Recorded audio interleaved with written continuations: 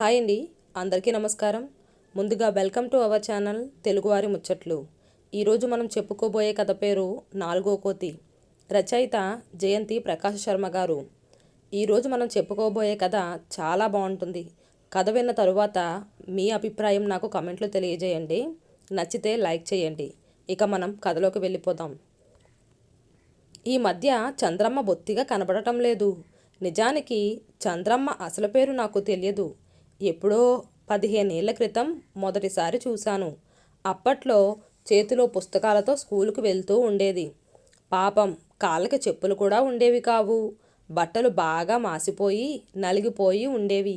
పుస్తకాలు పెట్టుకోవటానికి సంచి కూడా ఉండేది కాదు. ఓ భుజం మీద పుస్తకాలు దొంతరగా పెట్టుకొని అవి పడకుండా శ్రద్ధగా చేత్తో పట్టుకొని నడుచుకుంటూ నా ముందు నుంచే వెళ్ళేది. కాస్త ఛాయ్ తక్కువగా ఉన్నా పెద్ద కళ్ళు, గుండ్రటి మొహం, 2 జడలతో చాలా కలగా కనబడేది. పిల్లని చూస్తే బాగా పేద కుటుంబం అని తెలుస్తూనే ఉంది. స్కూల్ ఉన్న రోజుల్లో ఉదయం స్కూలుకు వెళుతూ సాయంత్రం ఇంటికి వెళుతూ నా వైపు బుర్ర తిప్పి ఓ చేత్తో నమస్కారం పెట్టేది. అదే పరిచయం. అంతకంటే నాకు ఆ పిల్ల గురించి ఇంకేం తెలియదు. ఆ పిల్ల పేరు తెలియకపోవడంతో చంద్రమ్మ అని పేరు పెట్టుకున్నా. నిజానికి రోజూ కనబడే మనుషుల పేర్లు కూడా నాకు తెలియవు. నా దగ్గర నిలబడి వాళ్ళు గట్టిగా మాట్లాడుతున్నప్పుడు వాళ్ళ పేర్లు తెలిసేవి. మధ్య మధ్యలో నా పేరు కూడా వాళ్ళ నోటి వెంట వినబడేది. కానీ వాళ్ళల్లో నాకు నచ్చిన వాళ్ళు ఎవ్వరూ కనబడలేదు. ఒకరిద్దరు కనబడినా వాళ్ళు మళ్ళీ కనబడలేదు. చాలామంది పిల్లలు కూడా నా ముందు నుంచి వెళ్తూ ఉంటారు. కానీ నా వైపు చూడనే చూడరు. బహుశా అందుకేనేమో వాళ్ళందరిలో చంద్రమ్మ నాకు బాగా నచ్చింది.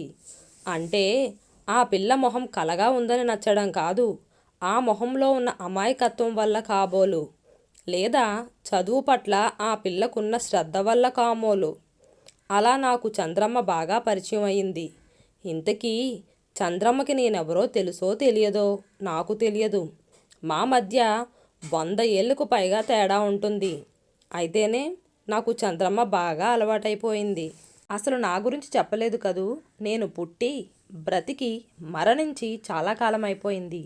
మిగతా అన్ని విషయాల మాట ఎలా ఉన్నా నా చిన్నప్పుడు మా అమ్మ 10 మందికి ఉపయోగపడే పనులు చేసి గతించినవాడే కీర్తిశేషుడు గాని చచ్చిన ప్రతివాడు కీర్తిశేషుడు కాలేడు అంటూ ఉండేది.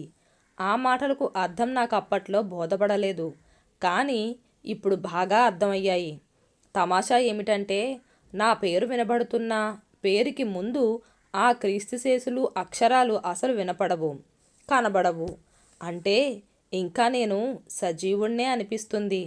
దానికి తోడు నా పేరు ముద్రణలో కూడా పేరుకి ముందు ఆ మాట కానీ ఆ పొడి అక్షరాలు కానీ కనబడవు. వాటికి బదులు మరో 2 మాటలు జాతిపిత, మహాత్మా అనే మాటలు కనిపిస్తాయి, వినిపిస్తాయి. అలాంటివి నాకు ససేమిరా ఇష్టం ఉండవని చెప్తున్నా నా మాటలు ఎవరికి వినపడవు కదా. వినబడినా పట్టించుకోరు. నిజానికి చిన్నప్పుడు నేను కొంచెం అల్లరి చిల్లరగా తిరిగాను. కానీ తరువాత రోజుల్లో నా చుట్టూ ఉన్న సమాజం నుంచి నైతిక విలువల గురించి తెలుసుకున్నాను. నేను చదివిన పుస్తకాల నుంచి యావత్ ప్రపంచాన్ని చూశాను. వేసిన ప్రతి అడుగుతో అనుభవ పాఠాలను నేర్చుకున్నాను. ఎందరో మహానుభావుల గురించి తెలుసుకున్నాను. వారి సాంగత్యంతో అడుగులు వేశాను. అంతేగాని నేనేదో గొప్ప ఘనకార్యం చేశానని అనుకోలేదు. ఇప్పుడు కూడా అనుకోవటం లేదు. వాడెవడో ఇంగ్లీషు వాడు మనల్ని పాలించడం నచ్చలేదు. వాడిని వాళ్ళ దేశం తరిమెయ్యాలని చాలామంది ముందుకు నడిచారు. ఆ విషయాలు నాకు అవగాహనలోకి వచ్చిన తరువాత నేను కూడా వాళ్ళతో కలిసి నడిచాను. తరువాత కాలంలో నాకు మంచి అనిపించింది చేశాను. అందరికీ ఉపయోగపడాలని కొన్ని పనులు చేశాను. అందరి ఆత్మగౌరవం నిలబెట్టాలని ముందుకు నడిచాను. సరే, ఆ సంగతులు అలా ఉంచితే నా ఎత్తు మహా అయితే 5 అడుగులు అటూ ఇటుగా ఉండేవాణ్ణి. ఇప్పుడు మాత్రం 6 అడుగులుంటాను. ఒక 50 సంవత్సరాల క్రిందట అనుకుంటా ఆ ఊర్లో ఓ 4 రోడ్ల కూడలి మధ్యలో ఓ 8 అడుగుల సిమెంట్ దిమ్మ మీద నిలబెట్టారు నన్ను. అప్పటికే వయసుతో పాటు చేతికి కర్ర, కళ్ళకి జోడు వచ్చేశాయి. నా చుట్టూ 100 గజాల జాగాలో వృత్తాకారంలో చిన్న పార్కు కూడా వెలిసింది. అందులో 5-6 చిన్న బెంచీలు, అక్కడక్కడ మొక్కలు ఉండేవి. అశోక వృక్షాలు వేసినప్పుడు అవి నాకంటే తక్కువ ఎత్తులో ఉండేవి. 4 రోడ్లు నాకు బాగా కనబడేవి. మధ్యలో ఓ దీపస్తంభం, దానికో సౌండ్ బాక్స్ కూడా ఉండేది. అందులో నుంచి రేడియో కార్యక్రమాలు వినబడేవి. నాకు మంచి కాలక్షేపంగా ఉండేది. ఉదయం సాయంత్రం 3 గంటలు రేడియో ప్రసారాలు వినిపించేవి. అందులో వచ్చే వార్తల ద్వారా దేశంలో ఏం జరుగుతుందో తెలిసేది. సాయంత్రాలు జనాలు వచ్చి ఆ బెంచీల మీద కూర్చొని యోగక్షేమాలు మాట్లాడుకునేవారు. కాలక్రమేణా ఆ సెంటర్కి నా పేరొచ్చింది. రాను రాను నాకు కనబడే ప్రాంతం అంతా ఎదిగిపోయింది. చిన్న చిన్న ఇళ్ళు, షాపులు పెరిగి 4-5 అంతస్తుల భవనాలుగా మారాయి. 4 వైపులా ఉన్న రోడ్లు వెడల్పు బాగా పెరిగాయి. ఆ మార్పులతో పాటు నా చుట్టూ ఉన్న అశోక వృక్షాలు కూడా ఆకాశానికి చేతులు చాస్తూ ఆ పార్కుకి పెట్టని గోడల్లా ఉన్నాయి. Radio box మూతపడిపోయింది. పెద్దవాళ్ళెవ్వరూ రావటం లేదు. బదులుగా ఎవరెవరో వచ్చి ఏవేవో పనులు చేస్తున్నారు. సిగరెట్ పీకలు, ఖాళీ సీసాలు ఎక్కువైపోయాయి. చీకటి పడితే ఏం కనబడేది కాదు. ఆడా మగ గొంతులు, గుసగుసలు వినబడేవి. ఓ రోజు సాయంత్రం స్కూల్ నుంచి ఇంటికి వెళుతూ చంద్రమ్మ ఓ కుర్రాన్ని వెంట తీసుకొచ్చింది. మొదటిసారి చూశాను వాణ్ణి. చంద్రమ్మ కంటే కొంచెం పెద్దవాడిగానే కనపడ్డాడు. గెడ్డాలు, మీసాలు వచ్చాయి. చంద్రమ్మలాగే చామన ఛాయగానే ఉన్నాడు. కాని వాడి మొహంలో కల లేదు. వాడి చూపులు కూడా మామూలుగా లేవు. కళ్ళు మత్తుగా ఉన్నాయి. వాణ్ణి చూడగానే మంచి అభిప్రాయం కలగలేదు. బెరసివాడు నాకు నచ్చలేదు. అశోక వృక్షాల్ని దాటి ఇద్దరూ లోపలికొచ్చి బెంచ్ మీద కూర్చున్నారు. చంద్రమ్మ నన్ను చూడలేదు. నమస్కారం కూడా పెట్టలేదు. పుస్తకాలు పక్కన పెట్టి ఆ కుర్రాడి దగ్గరగా కూర్చుంది. కాసేపు ఏవో కబుర్లు చెప్పుకొని వెళ్ళిపోయారు. ఆ మర్నాడు కూడా ఇద్దరు అలా రోడ్డు మీద మాట్లాడుకుంటూ వెళ్ళిపోవటం చూశాను. మరో 2 రోజులు అలా రోడ్డు మీద కబుర్లు చెప్పుకుపోయేవాళ్ళు ఆ రోజు మళ్ళీ లోపలికొచ్చి కూర్చున్నారు. వాడు జేబులోంచి చాక్లెట్ తీసి చంద్రమ్మకి ఇచ్చాడు. వాటిని చంద్రమ్మ ఎప్పుడూ చూసినట్లేదు. గమ్మున తీసుకొని ఒకటి నోట్లో వేసుకుంది. వాడు నెమ్మదిగా దగ్గరగా జరిగి ఆమె భుజం మీద చేతులు వేశాడు. చంద్రమ్మ సిగ్గుపడుతూ తలదించుకొని వాడి చెయ్యిని పక్కకు తోసింది. నువ్వంటే నాకు సానా ఇష్టం, నీకు నేనంటే అంటూ చూశాడు. ఆ పిల్లని ఏదో పేరు పెట్టి పిలిచాడు కానీ నాకు అర్థం కాలేదు. చంద్రమ్మ తల దించుకొని చాక్లెట్ చప్పరిస్తూ ఏం మాట్లాడలేదు. వాడు చంద్రమ్మ తల పైకెత్తుతూ, సిగ్గుపడుతున్నావా? ఇప్పుడు కూడా సానా బావున్నావు అంటూ తన మొహాన్ని దగ్గరగా పెట్టబోయాడు. చంద్రమ్మ ఒక్కసారిగా భయపడినట్టుంది. వాడి చేతుల్ని పక్కకు తోసి దూరంగా జరిగింది. ఓ 10 నిమిషాలు ఏవేవో మాట్లాడుకుని వెళ్ళిపోయారు. మరో 2 రోజుల తరువాత బాగా చీకటి పడిన తరువాత ఇద్దరూ వచ్చారు. ఆ సమయంలో లోపల చిమ్మ చీకటిగా ఉంటుంది. ఏం కనబడదు. చంద్రమ్మ చేతిలో ఎప్పుడూ ఉండే పుస్తకాలు ఉన్నట్టుగా లేవు. అక్కడ బెంచ్ మీద ఇద్దరూ పక్కపక్కనే కూర్చున్నారు. మనం పెళ్లి చేసుకుందాం అన్నాడు వాడు. పాడు అంది చంద్రమ్మ. ఏం నా నచ్చనేదా? భుజం మీద చెయ్యి వేసి అడిగాడు. అది కాదు, ఇంకా చదువుకోవాలి. చదువుకు పెళ్ళికి ఏం అడ్డొస్తుంది? అది కాదు, నాను ఏదో పని చేసి డబ్బులు సంపాదిస్తానుగా, నిన్ను పువ్వుల్లో పెట్టి చూసుకుంటాను అన్నాడు అతడు. చంద్రమ్మ ఏం మాట్లాడలేదు. అక్కడేం జరుగుతుందో నాకేం కనపడటం లేదు. వద్దు వద్దు, పర్లేదు పర్లేదు, అలా కొన్ని గుసగుసలే కాసేపు వినబడ్డాయి. తరువాత అవి వినపడలేదు. నా మనసు ఏదో కీడు శంకించింది. ఏం చెయ్యాలో తోచలేదు. చంద్రమ్మకి సహాయం చేద్దామన్నా నిలువెత్తు ఎత్తులో శిథిలమై ఉండిపోయాను. ఆ తరువాత 2-3 రోజులకోసారి వాళ్ళిద్దరూ రావటం, గుసగుసలు కాసేపు వినపడటం, తరువాత అవి వినబడకపోవటం జరుగుతుండేవి. ఓ రోజు వాళ్ళిద్దరూ ఉండగానే మరో 2 కుర్రాళ్ళొచ్చారు. అందరి మాటలు మత్తుగా వినిపించాయి.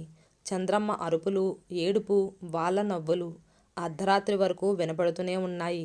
గట్టిగా కేకలు వేద్దామనుకున్నాను. నోరు పెగల్లేదు. చేతిలో ఉన్న కర్రతో వాళ్ళని కొడదామనుకున్నాను. చెయ్యి లేవలేదు సరికదా, కర్ర కూడా లేదు. అక్కడేం జరుగుతుందో చూడటానికి కళ్ళజోడు కూడా లేదు. నా ఎదురుగా అఘాయిత్యం జరుగుతుంటే ఏం చెయ్యలేని అసమర్థతను చూసి మళ్ళీ చావాలనిపించింది. కానీ ఎలా? 3 కోతులు జ్ఞాపకం వచ్చాయి. గట్టిగా నిట్టూరుస్తూ ఉండిపోయాను. ఆ రోజు రాత్రి తరువాత మళ్ళీ చంద్రమ్మ నాకు కనబడలేదు. 4-5 సంవత్సరాలు గడిచిపోయాయి. చంద్రమ్మ గురించి పూర్తిగా మర్చిపోయాను. నా చుట్టూ ఉన్న ప్రపంచం చాలా మారిపోయింది. నేను కూడా శిథిలావస్థకి చేరిపోయాను. ఈ మధ్య ఎవరూ నన్ను పెద్దగా తలుస్తున్నట్టు కనబడడం లేదు. పట్టించుకోవటం కూడా లేదు. ఓ 10 ఏళ్ల క్రితం వరకు నా పుట్టినరోజుకి నన్ను ముస్తాబు చేసేవారు. నా దగ్గరకొచ్చి పాటలు పాడేవారు. నాకు నమస్కారం చేసి ఉపన్యాసాలు దంచి వెళ్ళేవారు. ఇప్పుడు అలాంటివి ఏమీ లేవు. రోజులు చాలా బరువుగా సాగుతున్నట్లు అనిపిస్తుంది. అదిగో సరిగ్గా అప్పుడే నాకు విచిత్రమైన సమస్య ఎదురయ్యింది. ఓ రోజు ఊరేగింపులా జనం పార్కులోకి వచ్చారు. నిచ్చెన వేసుకొని కేరింతలు వేసుకుంటూ ఓ ఇద్దరు నా పైకెక్కి బిందెడు పాలు నా తల మీద ఉక్కిరి బిక్కిరైపోయాను. తరువాత ఓ పెద్దాయన నా పక్కన చిన్న చోటు చేసుకొని నిలబడి గట్టిగా ఏదో మాట్లాడాడు. అందరూ చప్పట్లు కొట్టారు. తరువాత అందరూ మిఠాయిలు పంచుకొని వెళ్ళిపోయారు. నన్ను పాలతో ఎందుకు స్నానం చేయించారో నాకు అర్థం కాలేదు. ఒళ్ళంతా జిడ్డు జిడ్డుగా చిరాగ్గా ఉంది. వర్షం పడితే బావుండనిపించింది. మరనాడు మరో కొంతమంది వచ్చారు. వాళ్ళందరూ చాలా కోపంగా ఉన్నట్టు అనిపించింది.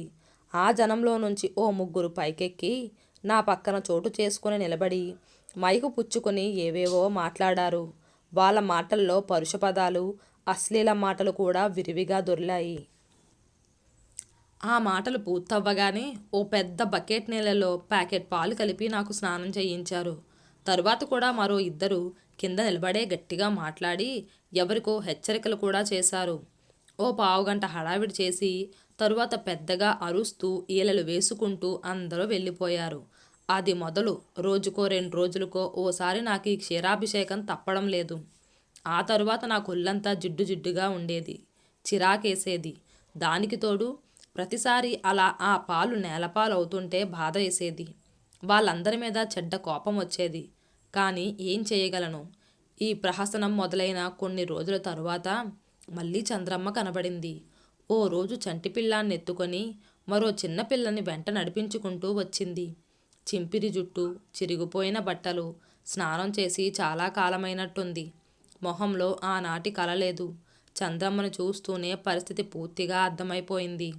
నాకేమిటి, ఎవరికైనా ఆమెను చూస్తే ఇట్టే అర్థమైపోతుంది. నా కాళ్ళ దగ్గర ఓ మెట్టుంది. ఆ మెట్టు మీద కొద్దిగా జాగా చేసుకొని పిల్లలతో పాటు కూర్చుంది. చేతిలో ఓ గిన్నుంది.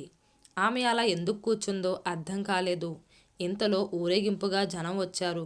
చంద్రమ్మని అక్కడి నుంచి వెళ్ళిపోమన్నారు. కానీ చంద్రమ్మ బుర్ర అడ్డంగా ఊపుతూ అక్కడి నుంచి కదల్లేదు. వాళ్ళ పనికి చంద్రమ్మ పిల్లలు అడ్డం అనిపించలేదేమో. వాళ్ళు వాళ్ళ పనిలో నిమగ్నమైపోయారు. నన్ను పాలస్నానం చెయ్యిస్తున్నప్పుడు గట్టు మూలల నుంచి ఆ పాలు కిందకి జారుతున్నప్పుడు కింద మెట్టు దగ్గర కూర్చొని జాగ్రత్తగా ఆ గిన్నెలోకి పట్టింది. గబగబా ఆ పాలని ఆ పిల్లకు పట్టింది. మళ్ళీ పట్టడానికి ప్రయత్నం చేసింది. కానీ అప్పటికే నా స్నానం అయిపోయింది. వెళ్ళిపోతున్న జనం వైపు కోపంగా చూసింది. చంద్రమ్మని ఎవ్వరూ పట్టించుకోలేదు. ఒకరిద్దరు చూసినా పట్టించుకున్న దాఖలాలు కనబడలేదు. ఆ రోజు నాకు కొంత సంతోషం కలిగిందనే చెప్పాలి. ఆ తరువాత నుండి చంద్రమ్మ నా దగ్గరికి రోజూ వచ్చేది. ఒక్కొక్క రోజు నాకు స్నానం చేయించడానికి ఎవరూ వచ్చేవారు కాదు. మిట్ట మధ్యాహ్నం వరకు చూసి చూసి ఎవరినో తిట్టుకుంటూ ఆ పిల్లల్ని పట్టుకొని ఎక్కడికో వెళ్ళిపోయేది. 4-5 సంవత్సరాలు గడిచాయి. వచ్చిన మార్పు అలా ఇప్పుడు నా దగ్గరకు ఎవ్వరూ రావటం లేదు. ఎవరైనా వచ్చి కూర్చున్నా ఎవరి ముసలాయనా అనుకుంటూ వాళ్ళ వ్యవహారాలలో పడిపోతున్నారు. మునుపటిలా ఉపన్యాసాలు లేవు, పాల స్నానాలు కూడా ఉండటం లేదు. ఆ ఊర్లో నాలాగే మరికొంతమంది వెలిసారంట. మీటింగులు, పాల స్నానాలు అక్కడికి మారాయి. ఈ విషయం అప్పుడప్పుడు ఎవరో ముసలివాళ్ళు వచ్చి మాట్లాడుకుంటుంటే విన్నాను. నా జిడ్డు సమస్య అలా తీరిందని సంతోషపడ్డాను కూడా. క్రమేపీ చంద్రమ్మ కూడా నా దగ్గరకు రావటం తగ్గిపోయింది. అవును, ఇప్పుడు నా దగ్గరకు వచ్చి ప్రయోజనం ఏముంది? నా కళ్ళజోడు కూడా విరిగిపోయి పడిపోయింది. నా చేతికర్ర కూడా ఎవడో పట్టుకుపోయాడు. అక్కడక్కడ నా ఒంటి మీద దెబ్బలు కూడా ఉన్నాయి. ఆ రోజు నా పుట్టినరోజు అనుకుంటా. ఓ పెద్దాయన వచ్చి నా ఎదురుగా నిలబడ్డాడు. నాకు దండం పెడుతూ, మహాత్మా, దేశమంతా సర్వనాశనం అయిపోయింది. మేమేం చేయలేకపోతున్నాం. నువ్వు మళ్ళీ పుట్టాలి అంటూ పావుగంటేవేవో చెప్పాడు. చివరికి కళ్ళల్లో నీళ్లు పెట్టుకొని నా వైపు దీనంగా చూస్తూ నిల్చుండిపోయాడు. నాకు నవ్వొచ్చింది. పిచ్చివాడా, నేనొచ్చి ఏం చేయగలను? ఎప్పుడో సుబోధ్ గుప్తా గారు సృష్టించిన 3 కోతులు, వాటి మీద నా సందేశాలు ఉండేవి. ఇప్పుడు అవేం మీకు గుర్తుండవులే. అయితే రోజులు మారిన తరువాత ఈ పాటి మీద నాకే సందేహాలు చాలా వచ్చేశాయి. అవేమిటంటే, ఓ కోతి చెవులు మూసుకుంది, కానీ అది మాట్లాడగలదు, చూడగలదు. రెండో కోతి కళ్ళు మూసుకుంది, కానీ వినగలదు, మాట్లాడగలదు. మూడో కోతి అంతే, నోరు మూసుకుంది, కానీ చూడగలదు, వినగలదు. వెరసి అవేం చేయటం లేదు, చెయ్యలేవు. నేను అంతే. అదవా మళ్ళీ నేనొచ్చినా 4వ కోతిగా నేను అన్నీ మూసుకొని కూర్చోవాలి. ఒకవేళ నేను ఆ పని చెయ్యకపోతే ఆ 3 కోతులు నా చేత బలవంతంగా ఆ పని చెయ్యిస్తాయి. అర్థమయ్యిందా? అయినా నీ చేతిలో ఉన్న పని నువ్వు చేయకుండా నన్ను రమ్మంటావేంటి? అనుకోకుండా చివరి మాట చాలా సీరియస్గా అన్నాను. నా మాటలు వినబడ్డాయో లేవో తెలియదు గాని ఆయన తల ఆడిస్తూ ఎడం చెయ్యి చూపుడు వేలు ఒకసారి చూసుకున్నాడు. దాని మీద నల్లటి ఇంకుమచ్చుంది గాని వేలుకి చలనం లేదు. ఆ వేలు అమ్ముడుపోయిన విషయం గుర్తుకొచ్చినట్టుంది. వడివడిగా అడుగులు వేసుకుంటూ వెళ్ళిపోయాడు. నేను పుట్టి బ్రతికి మరణించి చాలా కాలమైపోయింది. మిగతా అన్ని విషయాలు మాట ఎలా ఉన్నా నా చిన్నప్పుడు మా అమ్మ 10 మందికి ఉపయోగపడే పనులు చేసి గతించిన నాడే కీర్తిశేషుడు గాని చచ్చిన ప్రతివాడు కీర్తిశేషుడు కాలేడు అంటుండేది. ఆ మాటలకు అర్థం నాకు అప్పట్లో బోధపడలేదు గాని ఇప్పుడు బాగా అర్థమయ్యాయి.